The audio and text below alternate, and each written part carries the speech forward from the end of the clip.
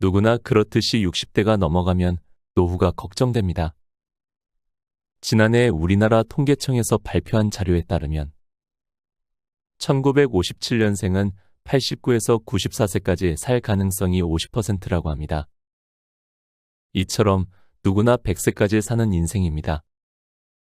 하지만 누군가에게는 100세 인생이 저주가 되고 누군가에게는 100세 인생이 선물이 됩니다. 그렇다면 어떤 사람이 인생 후반전에서 반전을 일으킬까요? 답은 60대에 있습니다. 계절에도 봄이 오기 전 추위와 같은 시련이 환절기에 오듯이 사람에게도 60대의 인생의 전환기가 찾아옵니다. 하지만 누군가는 그렇게 이야기합니다. 그래봤자 열심히 운동하라고 하겠지. 남은 인생 대충 살자. 네, 맞습니다. 단순히 운동하세요, 긍정적으로 생각하세요와 같은 말은 막상 행동으로 옮기기 어렵습니다. 그래서 오늘은 운동하기나 긍정적인 생각이 아닌 인생 전환기의 반전을 만드는 사람들의 특징 5가지를 알려드리려고 합니다. 지금 이 영상을 보고 난 뒤 모두 다 해보겠다는 마음보다는 5가지 특징 중에 딱 1개만 가져가겠다는 마음으로 오늘 실천해보세요. 60대, 70대 이 시기를 어떻게 보내느냐에 따라 남은 인생의 행복에 가장 큰 영향을 미칩니다. 누군가는 살아왔던 과거에 얽매여 초라하게 늙어갈 것이며 누군가는 인생의 전환기에 반전을 만들어 새로운 인생을 살아갈 겁니다. 여러분은 새로운 인생의 이막을 힘차게 걸을 것이라 믿습니다. 오늘의 영상이 편안한 말년을 만드는데 많은 도움을 줄 거라 확신합니다.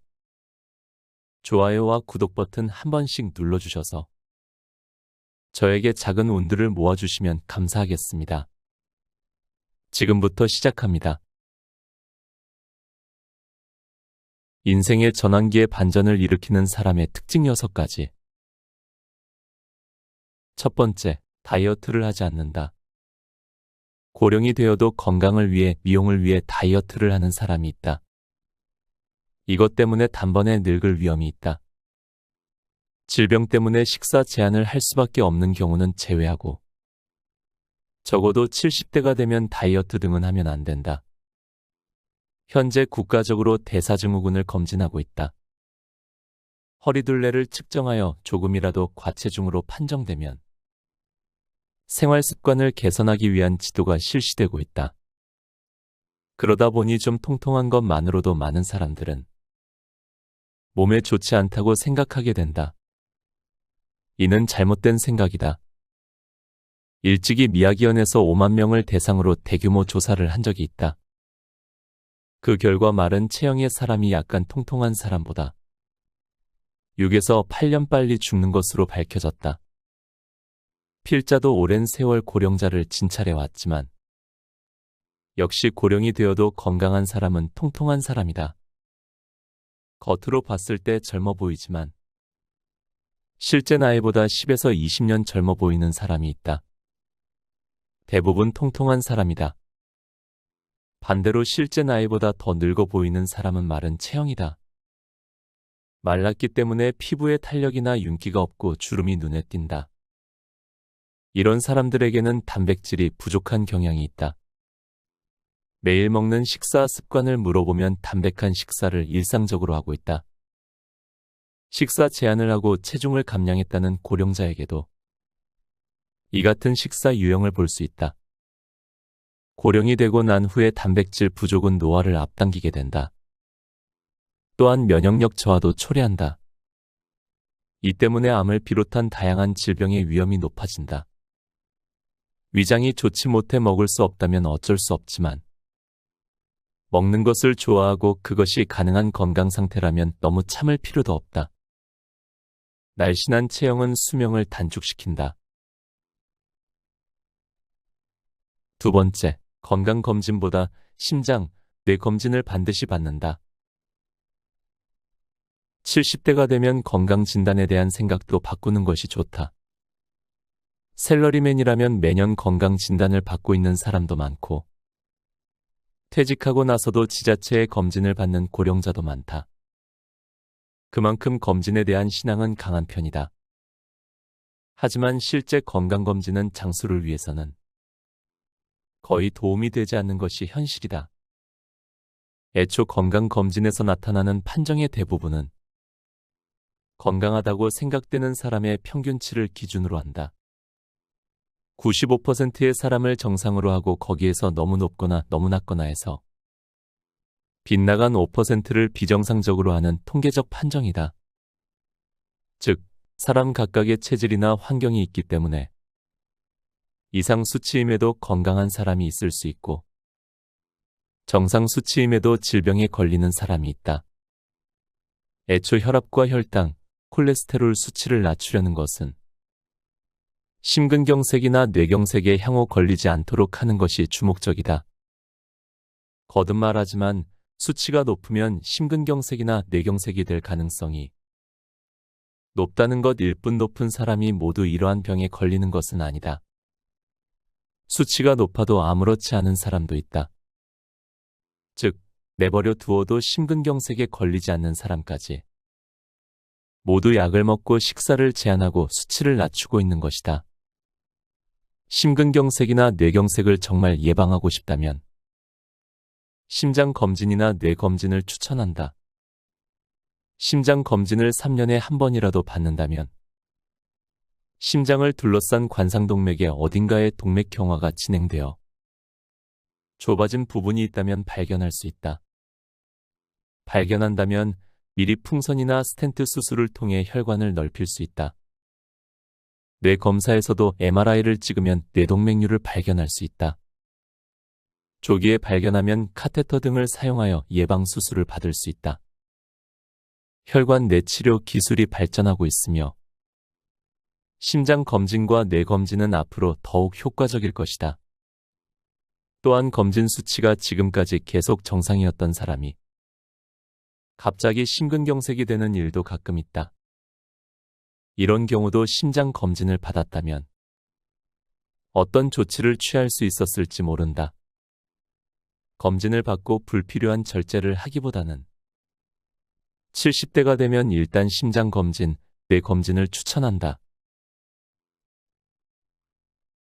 세 번째, 미리미리 낙상 사고를 예방한다. 넘어져 다치는 것도 70대 나이에서는 단번에 늙어버릴 위험 요인이라고 할 수 있다. 젊은 사람이라면 골절되고 3주 입원했다 하더라도 단 시일 내 일상으로 복귀할 수 있다. 그러나 고령자가 3주 동안 입원하면 운동 기능은 물론 뇌 기능도 단번에 쇠약해져 버린다. 병원이라는 낯선 환경에서 불편한 생활에 얽매이면 치매 같은 증상이 나타나기 시작하거나 치매가 진행되기도 한다. 운동 기능을 회복하기 위한 재활 기간도 고령이 되면 길어지며 경우에 따라서는 후유증이 남는다. 입원 중 수술 등으로 체력이 떨어져 체력과 면역력을 저하시킨다. 단번에 늙어버리는 사례를 자주 볼 수 있다. 최악의 경우는 입원 중에 다른 질병도 유발할 수 있다. 누워있기만 하는 생활로 악화되는 경우도 자주 볼 수 있다. 이와 같이 70대에 넘어지는 것은 그 후의 인생을 크게 좌우할 위험이 있다. 넘어지는 것을 미리 방지하는 건강한 생활이 80대를 건강하게 보내는 열쇠이다. 간단한 대처법은 건강할 때 집 실내 동선에 맞춰 난간 등을 설치해 두는 것이다. 최근에는 공공기관에 요청하지 않아도 홈센터에서 쉽게 구입할 수 있다.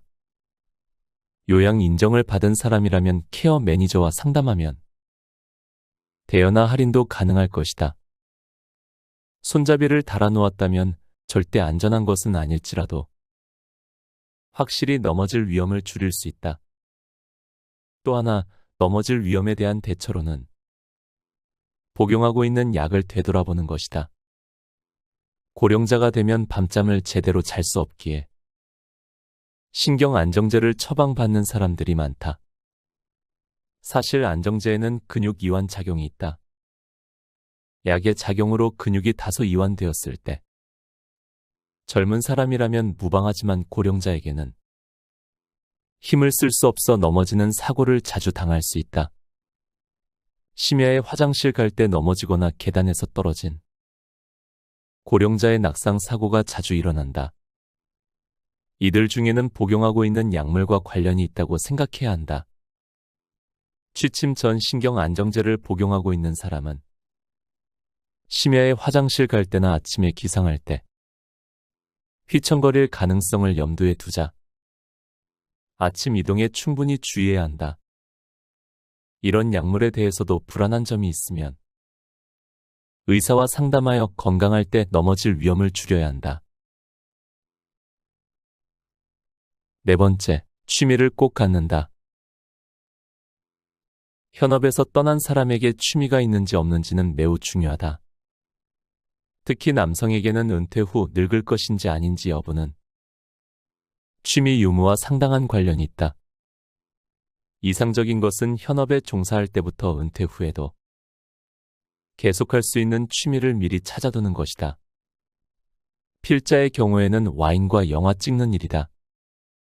나이가 들어서도 계속할 수 있는 취미다. 영화를 찍는 것은 굳이 돈을 들이지 않은 작품이라도 좋다. 취미로 그만한 게 있을까? 나이가 들어서도 계속 찍으려 생각하고 있다. 저는 30대 후반에 병원 상근직을 그만두고 프리랜서 입장에서 의사나 작가, 수험 지도에서부터 영화감독 등 다양한 활동을 해왔다.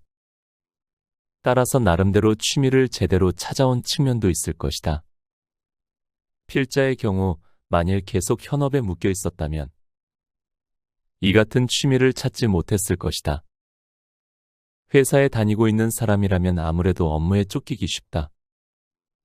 이 때문에 의식적으로 취미를 만들려고 하지 않으면 정년까지 무취미로 지나게 되는 경우가 대부분일 것이다.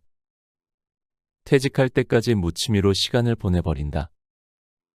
그리고 은퇴를 눈앞에 두고 일을 그만두고 나서 무엇을 할까 하고 당황하는 사람도 많이 볼 수 있다. 막상 무엇을 할까 찾으려고 해도 이미 전두엽이 노화하고 있으며 쉽게 찾을 수 없다. 조금이라도 젊었을 때 취미를 찾아두는 것이 중요하다.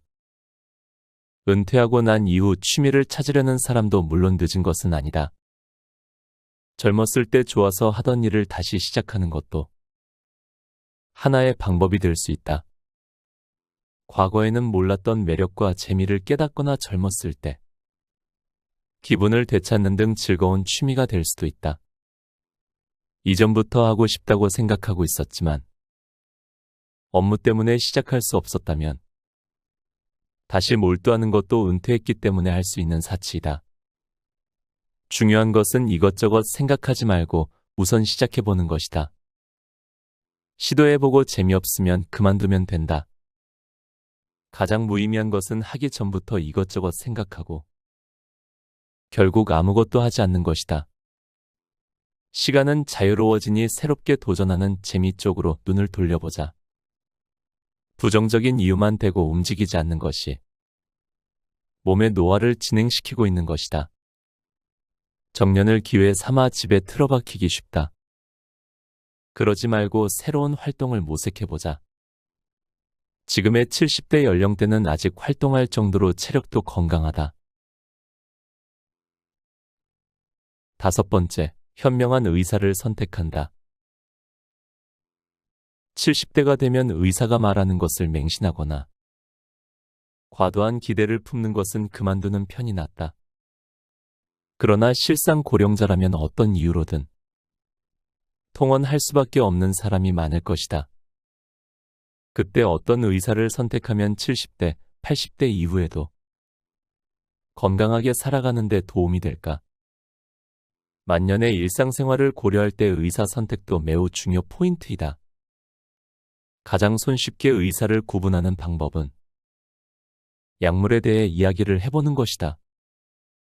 예를 들어 혈압약을 처방받아 복용 이후 상태가 좋지 않다면 이 약을 먹으면 몸이 나른해요. 약을 바꾸면 머리가 멍해져요.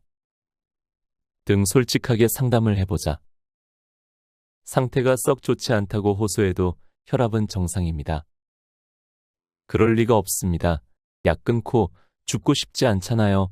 이건 좋은 약이야 라며 상대에 주지 않고 처방해준 약을 다시 생각해주지 않는 의사라면 지금부터 그 병원을 이용하지 말자. 고령이 되면 신체 기능도 개인차가 커지기 때문에 같은 약을 먹어도 아무렇지 않은 사람도 있고 나른함이나 휘청거림, 졸음 등의 증상이 발현되는 사람이 있다. 그런데도 몸에 좋으니 마시라고 교과서처럼 진료하는 의사라면 70대 이상의 고령자를 대상으로 하는 의사로선 불안할 수밖에 없다. 원래 이런 부류의 의사들은 고령자를 진찰하는 경험이 적거나 고령자를 진료하는 기본을 모를 가능성이 있다. 가능한 한 피하는 것이 현명하다. 70대 고령자가 진찰을 받는다면 가능한 한 고령자를 진찰해본 경험이 있고 환자가 고통 없이 편안하게 생활할 수 있는 것을 제일 먼저 고려하는 의사가 이상적이다. 그런 의사라면 환자가 70대, 80대가 되어도 건강하게 생활해 나가는데 안심하고 맡길 수 있다고 필자는 생각한다. 반대로 환자의 삶의 질보다는 자신의 진단에 집착해서 치료법을 강요하거나 특히 고령자의 신체를 이해하지 못하는 융통성이 없는 꽉 막힌 의사라면 진찰과 처방 이후 삶의 질을 떨어뜨릴 수 있다. 제대로 된 의사라면 약을 상담받을 때도 환자의 하소연을 잘 듣고 아, 약이 맞지 않았군요. 죄송합니다. 이번에 이 약을 시험해 봅시다. 혈압은 좀 높게 조절해 둡시다 등으로 대응해 줄 것이다. 이런 사람이라면 고령자에게도 단골 의사가 될 것이다. 또 한 가지 의사를 선택할 때 중요한 것은 70대의 인간관계에 공통적으로 적용할 수 있는 사실이지만 실은 의사와는 만나지 않는 것이다. 70대가 되면 몇 주의 1회 또는 1개월의 1회 정도 통원한다면 의사와 얼굴을 마주치는 빈도가 많아진다. 그렇게 자주 만나는 주치의가 있다면 궁합이 아주 중요한 요소이다. 만날 때마다 피곤하거나 싫은 기분이 드는 의사와는 만나지 않는 것이 좋다. 돈을 지불하는 것은 환자이기 때문에 일부러 싫은 사람에게 진찰받을 필요는 없다. 만나면 마음이 편안해지고 말하기 쉬운 분위기가 있는 의사라면 컨디션 나쁠 때 만나기 때문에 당신 건강에도 좋을 것이다. 마음에 들지 않는 의사와는 무리해서 계속 만날 필요는 없다. 6번째, 단조로운 생활을 피한다. 일이나 봉사, 취미 모임 등 밖에 나가야 할 것들이 생활 속에 담겨 있는 것이야말로 단조로운 생활을 피하는 해결책이다. 이러한 외출이 있으면 누구든 사람을 만나면서도 모두 예정대로 상황 전개가 안 되기 때문에 필연적으로 전두엽을 사용하게 된다. 한편 이런 볼 일이 없는 사람도 있을 것이다. 그런 경우에는 일상생활 속에서 사소한 것이라도 무방하다. 항상 변화에 유의하도록 노력하자. 매일매일 같은 코스를 산책하는 것이 아니라 일주일에 한 번은 가보지 않은 색다른 장소에서 산책하는 것도 좋다. 전철을 타거나 차로 조금 달려도 좋기 때문에 모르는 장소에 가서 산책하면 전두엽은 최대한 작용하기 시작할 것이다.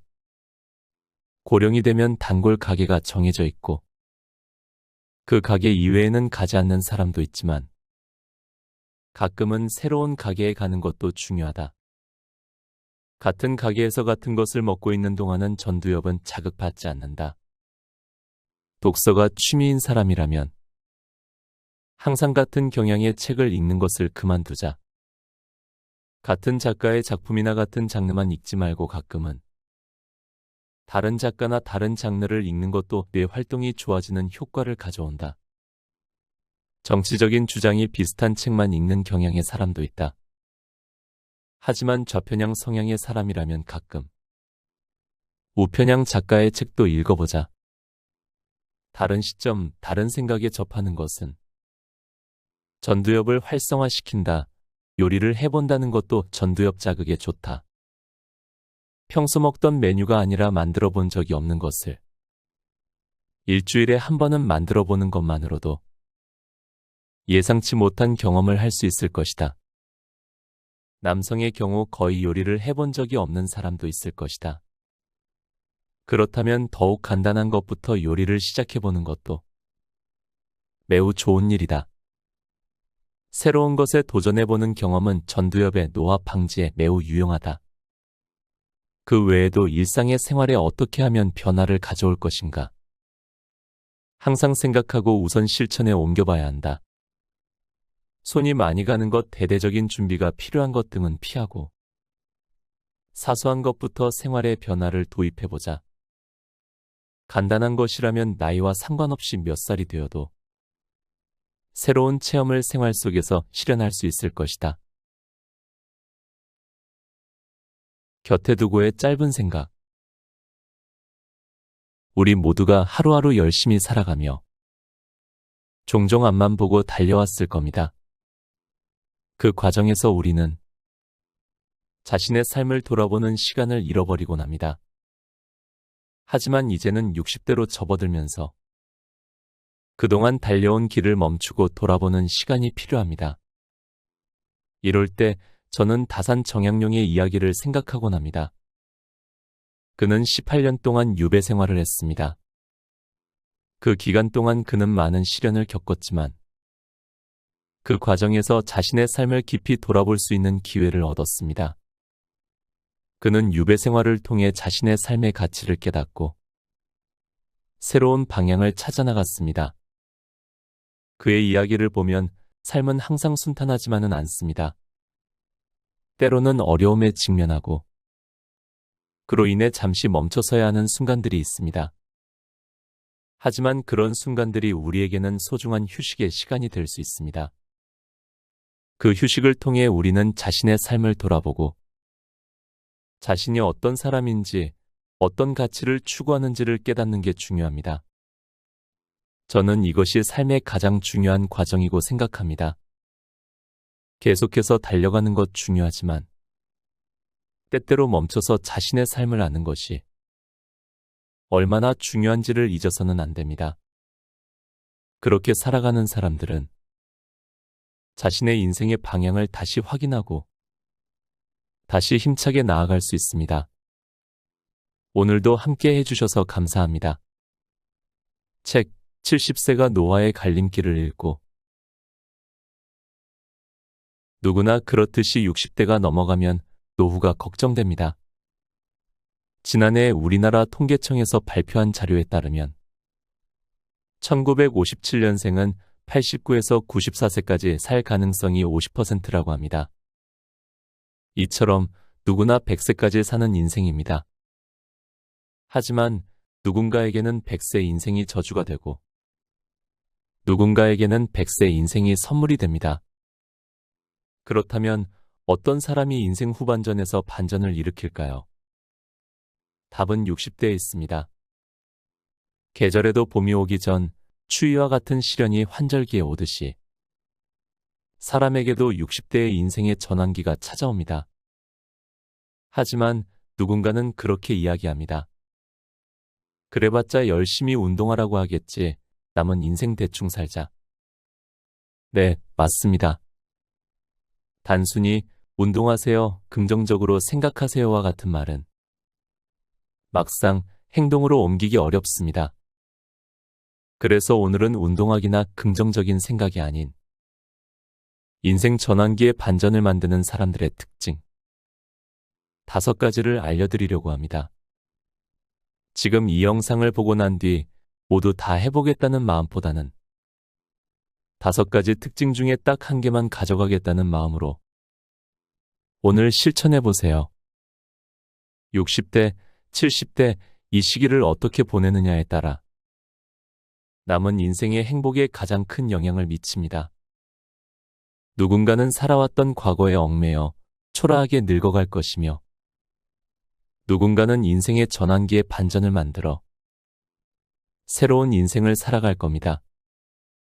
여러분은 새로운 인생의 이 막을 힘차게 걸을 것이라 믿습니다. 오늘의 영상이 편안한 말년을 만드는데 많은 도움을 줄 거라 확신합니다. 좋아요와 구독 버튼 한 번씩 눌러주셔서 저에게 작은 운들을 모아주시면 감사하겠습니다. 지금부터 시작합니다. 인생의 전환기의 반전을 일으키는 사람의 특징 6가지. 첫 번째, 다이어트를 하지 않는다. 고령이 되어도 건강을 위해, 미용을 위해 다이어트를 하는 사람이 있다. 이것 때문에 단번에 늙을 위험이 있다. 질병 때문에 식사 제한을 할 수밖에 없는 경우는 제외하고 적어도 70대가 되면 다이어트 등은 하면 안 된다. 현재 국가적으로 대사증후군을 검진하고 있다. 허리둘레를 측정하여 조금이라도 과체중으로 판정되면 생활 습관을 개선하기 위한 지도가 실시되고 있다. 그러다 보니 좀 통통한 것만으로도 많은 사람들은 몸에 좋지 않다고 생각하게 된다. 이는 잘못된 생각이다. 일찍이 미야기현에서 5만 명을 대상으로 대규모 조사를 한 적이 있다. 그 결과 마른 체형의 사람이 약간 통통한 사람보다 6에서 8년 빨리 죽는 것으로 밝혀졌다. 필자도 오랜 세월 고령자를 진찰해 왔지만 역시 고령이 되어도 건강한 사람은 통통한 사람이다. 겉으로 봤을 때 젊어 보이지만 실제 나이보다 10에서 20년 젊어 보이는 사람이 있다. 대부분 통통한 사람이다. 반대로 실제 나이보다 더 늙어 보이는 사람은 마른 체형이다. 말랐기 때문에 피부에 탄력이나 윤기가 없고 주름이 눈에 띈다. 이런 사람들에게는 단백질이 부족한 경향이 있다. 매일 먹는 식사 습관을 물어보면 담백한 식사를 일상적으로 하고 있다. 식사 제한을 하고 체중을 감량했다는 고령자에게도 이 같은 식사 유형을 볼 수 있다. 고령이 되고 난 후에 단백질 부족은 노화를 앞당기게 된다. 또한 면역력 저하도 초래한다. 이 때문에 암을 비롯한 다양한 질병의 위험이 높아진다. 위장이 좋지 못해 먹을 수 없다면 어쩔 수 없지만 먹는 것을 좋아하고 그것이 가능한 건강 상태라면 너무 참을 필요도 없다. 날씬한 체형은 수명을 단축시킨다. 두 번째, 건강검진보다 심장, 뇌 검진을 반드시 받는다. 70대가 되면 건강진단에 대한 생각도 바꾸는 것이 좋다. 샐러리맨이라면 매년 건강진단을 받고 있는 사람도 많고 퇴직하고 나서도 지자체의 검진을 받는 고령자도 많다. 그만큼 검진에 대한 신앙은 강한 편이다. 하지만 실제 건강검진은 장수를 위해서는 거의 도움이 되지 않는 것이 현실이다. 애초 건강검진에서 나타나는 판정의 대부분은 건강하다고 생각되는 사람의 평균치를 기준으로 한다. 95%의 사람을 정상으로 하고 거기에서 너무 높거나 너무 낮거나 해서 빗나간 5%를 비정상적으로 하는 통계적 판정이다. 즉, 사람 각각의 체질이나 환경이 있기 때문에 이상 수치임에도 건강한 사람이 있을 수 있고 정상 수치임에도 질병에 걸리는 사람이 있다. 애초 혈압과 혈당, 콜레스테롤 수치를 낮추려는 것은 심근경색이나 뇌경색에 향후 걸리지 않도록 하는 것이 주목적이다. 거듭 말하지만 수치가 높으면 심근경색이나 뇌경색이 될 가능성이 높다는 것일 뿐 높은 사람이 모두 이러한 병에 걸리는 것은 아니다. 수치가 높아도 아무렇지 않은 사람도 있다. 즉, 내버려 두어도 심근경색에 걸리지 않는 사람까지 모두 약을 먹고 식사를 제한하고 수치를 낮추고 있는 것이다. 심근경색이나 뇌경색을 정말 예방하고 싶다면 심장검진이나 뇌검진을 추천한다. 심장검진을 3년에 한 번이라도 받는다면 심장을 둘러싼 관상동맥의 어딘가에 동맥경화가 진행되어 좁아진 부분이 있다면 발견할 수 있다. 발견한다면 미리 풍선이나 스텐트 수술을 통해 혈관을 넓힐 수 있다. 뇌 검사에서도 MRI를 찍으면 뇌동맥류를 발견할 수 있다. 조기에 발견하면 카테터 등을 사용하여 예방 수술을 받을 수 있다. 혈관 내치료 기술이 발전하고 있으며 심장 검진과 뇌 검진은 앞으로 더욱 효과적일 것이다. 또한 검진 수치가 지금까지 계속 정상이었던 사람이 갑자기 심근경색이 되는 일도 가끔 있다. 이런 경우도 심장 검진을 받았다면 어떤 조치를 취할 수 있었을지 모른다. 검진을 받고 불필요한 절제를 하기보다는 70대가 되면 일단 심장 검진, 뇌 검진을 추천한다. 세 번째, 미리미리 낙상 사고를 예방한다. 넘어져 다치는 것도 70대 나이에서는 단번에 늙어버릴 위험 요인이라고 할 수 있다. 젊은 사람이라면 골절되고 3주 입원했다 하더라도 단 시일 내 일상으로 복귀할 수 있다. 그러나 고령자가 3주 동안 입원하면 운동 기능은 물론 뇌 기능도 단번에 쇠약해져 버린다. 병원이라는 낯선 환경에서 불편한 생활에 얽매이면 치매 같은 증상이 나타나기 시작하거나 치매가 진행되기도 한다. 운동 기능을 회복하기 위한 재활 기간도 고령이 되면 길어지며 경우에 따라서는 후유증이 남는다. 입원 중 수술 등으로 체력이 떨어져 체력과 면역력을 저하시킨다. 단번에 늙어버리는 사례를 자주 볼 수 있다. 최악의 경우는 입원 중에 다른 질병도 유발할 수 있다. 누워있기만 하는 생활로 악화되는 경우도 자주 볼 수 있다. 이와 같이 70대에 넘어지는 것은 그 후의 인생을 크게 좌우할 위험이 있다. 넘어지는 것을 미리 방지하는 건강한 생활이 80대를 건강하게 보내는 열쇠이다. 간단한 대처법은 건강할 때 집 실내 동선에 맞춰 난간 등을 설치해 두는 것이다. 최근에는 공공기관에 요청하지 않아도 홈센터에서 쉽게 구입할 수 있다. 요양 인정을 받은 사람이라면 케어 매니저와 상담하면 대여나 할인도 가능할 것이다. 손잡이를 달아놓았다면 절대 안전한 것은 아닐지라도 확실히 넘어질 위험을 줄일 수 있다. 또 하나, 넘어질 위험에 대한 대처로는 복용하고 있는 약을 되돌아보는 것이다. 고령자가 되면 밤잠을 제대로 잘 수 없기에 신경 안정제를 처방받는 사람들이 많다. 사실 안정제에는 근육 이완 작용이 있다. 약의 작용으로 근육이 다소 이완되었을 때 젊은 사람이라면 무방하지만 고령자에게는 힘을 쓸 수 없어 넘어지는 사고를 자주 당할 수 있다. 심야에 화장실 갈 때 넘어지거나 계단에서 떨어진 고령자의 낙상 사고가 자주 일어난다. 이들 중에는 복용하고 있는 약물과 관련이 있다고 생각해야 한다. 취침 전 신경 안정제를 복용하고 있는 사람은 심야에 화장실 갈 때나 아침에 기상할 때 휘청거릴 가능성을 염두에 두자. 아침 이동에 충분히 주의해야 한다. 이런 약물에 대해서도 불안한 점이 있으면 의사와 상담하여 건강할 때 넘어질 위험을 줄여야 한다. 네 번째, 취미를 꼭 갖는다. 현업에서 떠난 사람에게 취미가 있는지 없는지는 매우 중요하다. 특히 남성에게는 은퇴 후 늙을 것인지 아닌지 여부는 취미 유무와 상당한 관련이 있다. 이상적인 것은 현업에 종사할 때부터 은퇴 후에도 계속할 수 있는 취미를 미리 찾아두는 것이다. 필자의 경우에는 와인과 영화 찍는 일이다. 나이가 들어서도 계속할 수 있는 취미다. 영화를 찍는 것은 굳이 돈을 들이지 않은 작품이라도 좋다. 취미로 그만한 게 있을까? 나이가 들어서도 계속 찍으려 생각하고 있다. 저는 30대 후반의 병원 상근직을 그만두고 프리랜서 입장에서 의사나 작가, 수험 지도에서부터 영화감독 등 다양한 활동을 해왔다. 따라서 나름대로 취미를 제대로 찾아온 측면도 있을 것이다.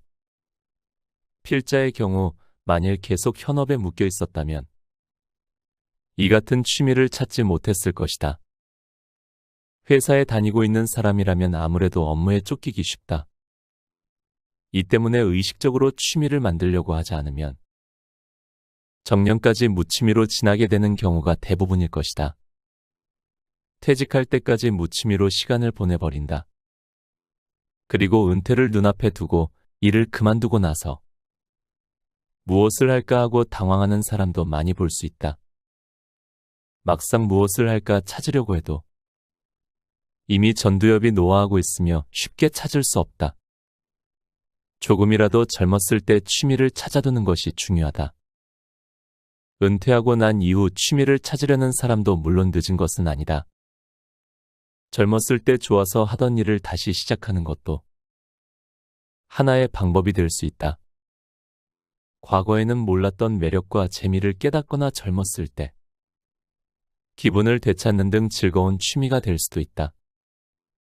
이전부터 하고 싶다고 생각하고 있었지만 업무 때문에 시작할 수 없었다면 다시 몰두하는 것도 은퇴했기 때문에 할 수 있는 사치이다.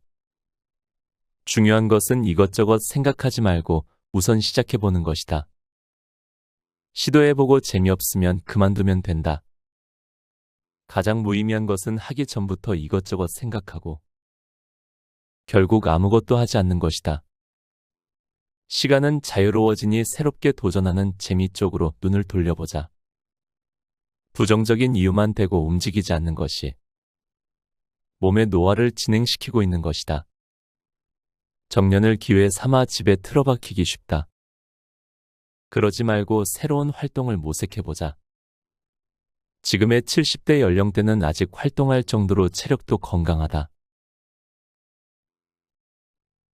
5번째, 현명한 의사를 선택한다. 70대가 되면 의사가 말하는 것을 맹신하거나 과도한 기대를 품는 것은 그만두는 편이 낫다. 그러나 실상 고령자라면 어떤 이유로든 통원할 수밖에 없는 사람이 많을 것이다. 그때 어떤 의사를 선택하면 70대, 80대 이후에도 건강하게 살아가는 데 도움이 될까? 만년의 일상생활을 고려할 때 의사 선택도 매우 중요 포인트이다. 가장 손쉽게 의사를 구분하는 방법은 약물에 대해 이야기를 해보는 것이다. 예를 들어 혈압약을 처방받아 복용 이후 상태가 좋지 않다면 이 약을 먹으면 몸이 나른해요. 약을 바꾸면 머리가 멍해져요. 등 솔직하게 상담을 해보자. 상태가 썩 좋지 않다고 호소해도 혈압은 정상입니다.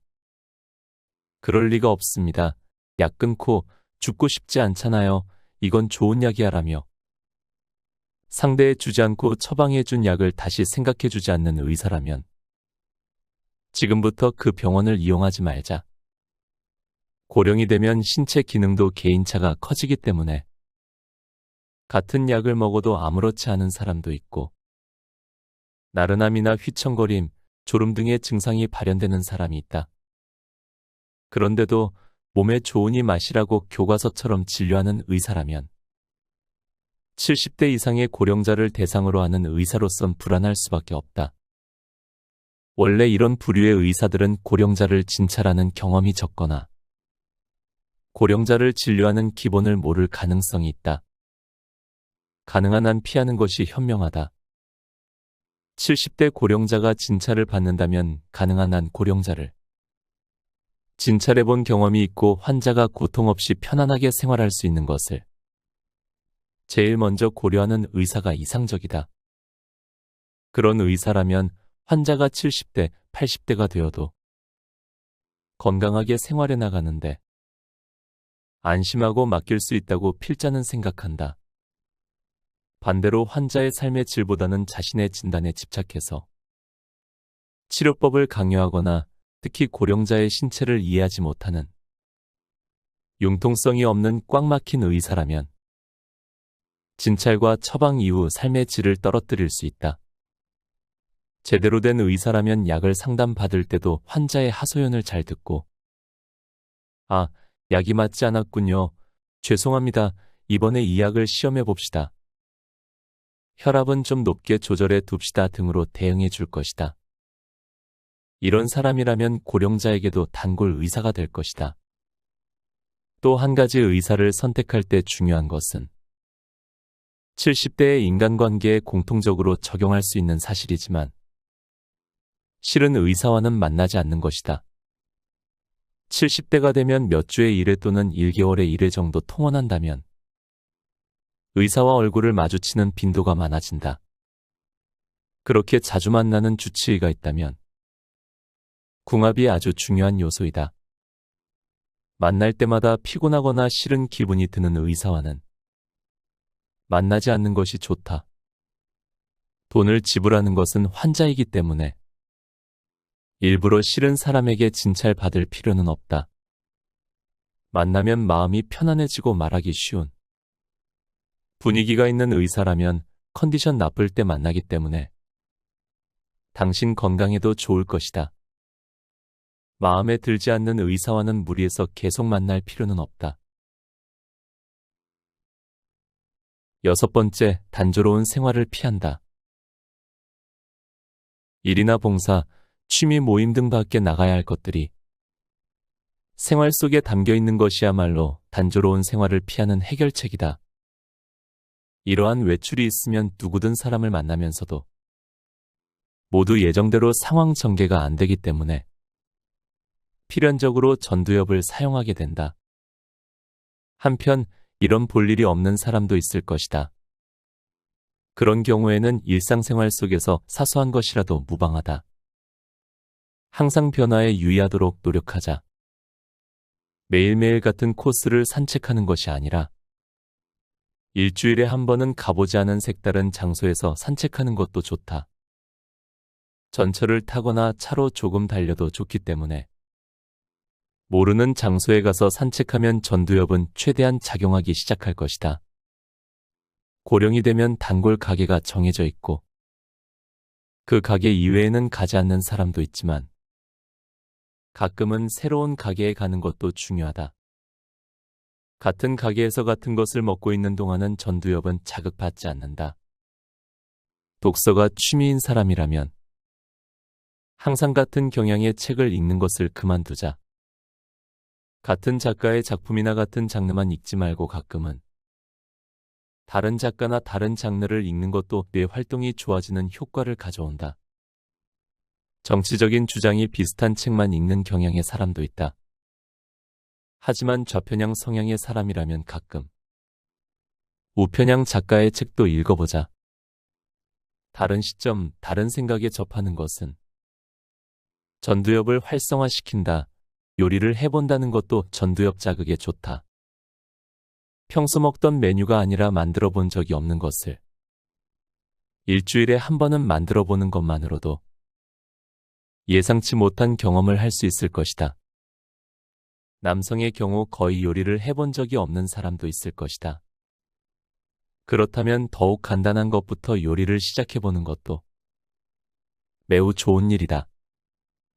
새로운 것에 도전해보는 경험은 전두엽의 노화 방지에 매우 유용하다. 그 외에도 일상의 생활에 어떻게 하면 변화를 가져올 것인가? 항상 생각하고 우선 실천에 옮겨봐야 한다. 손이 많이 가는 것, 대대적인 준비가 필요한 것 등은 피하고 사소한 것부터 생활에 변화를 도입해보자. 간단한 것이라면 나이와 상관없이 몇 살이 되어도 새로운 체험을 생활 속에서 실현할 수 있을 것이다. 곁에 두고의 짧은 생각. 우리 모두가 하루하루 열심히 살아가며 종종 앞만 보고 달려왔을 겁니다. 그 과정에서 우리는 자신의 삶을 돌아보는 시간을 잃어버리곤 합니다. 하지만 이제는 60대로 접어들면서 그동안 달려온 길을 멈추고 돌아보는 시간이 필요합니다. 이럴 때 저는 다산 정약용의 이야기를 생각하곤 합니다. 그는 18년 동안 유배 생활을 했습니다. 그 기간 동안 그는 많은 시련을 겪었지만 그 과정에서 자신의 삶을 깊이 돌아볼 수 있는 기회를 얻었습니다. 그는 유배 생활을 통해 자신의 삶의 가치를 깨닫고 새로운 방향을 찾아 나갔습니다. 그의 이야기를 보면 삶은 항상 순탄하지만은 않습니다. 때로는 어려움에 직면하고 그로 인해 잠시 멈춰서야 하는 순간들이 있습니다. 하지만 그런 순간들이 우리에게는 소중한 휴식의 시간이 될 수 있습니다. 그 휴식을 통해 우리는 자신의 삶을 돌아보고 자신이 어떤 사람인지, 어떤 가치를 추구하는지를 깨닫는 게 중요합니다. 저는 이것이 삶의 가장 중요한 과정이고 생각합니다. 계속해서 달려가는 것 중요하지만 때때로 멈춰서 자신의 삶을 아는 것이 얼마나 중요한지를 잊어서는 안 됩니다. 그렇게 살아가는 사람들은 자신의 인생의 방향을 다시 확인하고 다시 힘차게 나아갈 수 있습니다. 오늘도 함께 해주셔서 감사합니다. 책 70세가 노아의 갈림길을 읽고